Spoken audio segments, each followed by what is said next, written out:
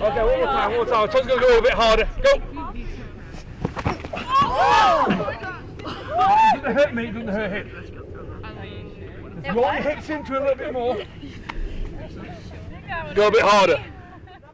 My name's I'm Jason Scott. I'm 33 years old and I'm a coach. You need to put your head sometimes where it hurts. Your body's going to ache. They're going to bruise, your skin will tear, you will bleed. But you know what? All that heals. What doesn't heal, doesn't fade away is the feeling of doing well and making good tackles and winning games and being part of a team. And that's what we're here doing. We're getting better every day. I have many different roles. I wear many hats. Primarily I'm a football coach. Aside from that, I'm involved in athletic administration. I do contest management where I run and help coordinate the competitions held here at Endicott College. I'm also a rugby coach, so I'm the de facto women's head coach and men's assistant coach, a job I enjoy very much. A degree from the UK, I've got a master's in coaching from Rugby University. I just really wanted to expand my knowledge and broaden my horizons of coaching in the US, be that specifically football, but also it's allowed me to coach rugby. So my MBA degree here, my postgrad here, is a means to an end to make sure my visa is in good standing and to ensure that I'm adding another string to my bow. I'm all about development. I don't want to stagnate. I don't want to stay the same. I'm all about growth, and I think a good way to do that is to get an education from another country in a different field of expertise than my current masters that I've got from the UK. The team has been phenomenal, and Coach Scott and Coach Mack are they're literally the best coaches we could have got for a first year program. They both know what they're doing, they both help us, and they're both discipline-aholics, if you will. They love to make us run if we do something wrong, but it also helps us in the long run, so I think that they both do a great job. Having rugby this semester was awesome. I compare starting a rugby program in the US to starting a football program in the UK. It's a very niche sport. It's almost like a cultish sport where they have a hardcore group of people who are very passionate about the sport, and everyone else is all about getting them on board and trying to educate them in the ways of the sport and the background. So that, whilst not a hurdle to overcome necessarily, it was a barrier to performance, and that's the way I look at things. What are the barriers to excellence?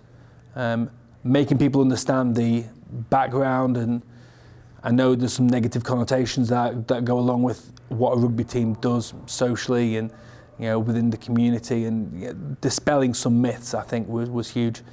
And then just teaching a game. I don't think there's any sport that is comparable to rugby in the US at the moment.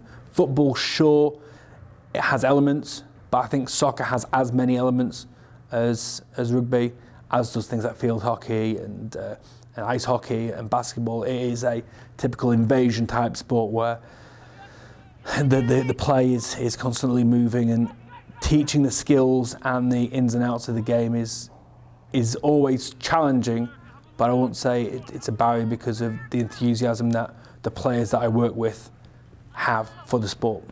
I find it really hard to compare the football and the rugby teams because they're different sort of people. A lot of the footballers are here because of the athletics. The athletics were the thing that drew them in the first place. A lot of the rugby were here for academics first and foremost. Obviously there's going to be people who have changed sports and have found rugby eventually. So it's tough to say.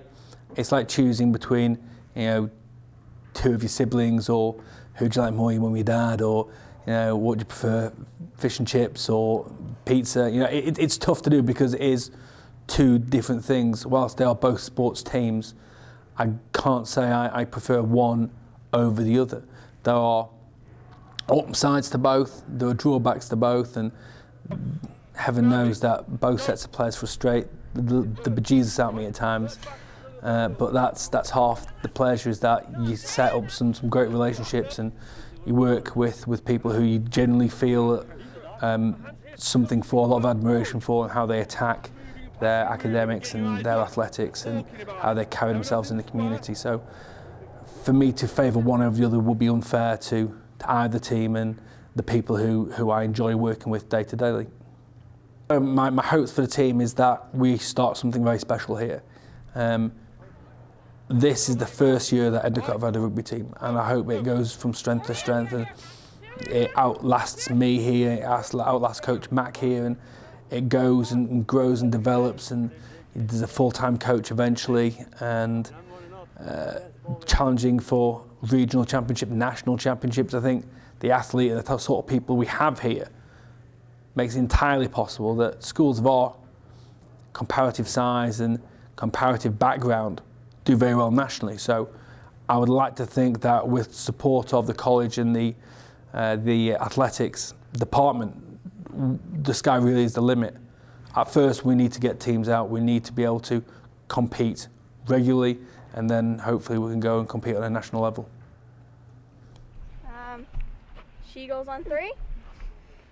1, 2, 3, she goes! I like the echo, makes us seem louder.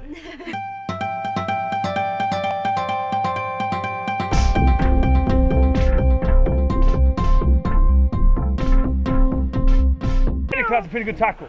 Rugby.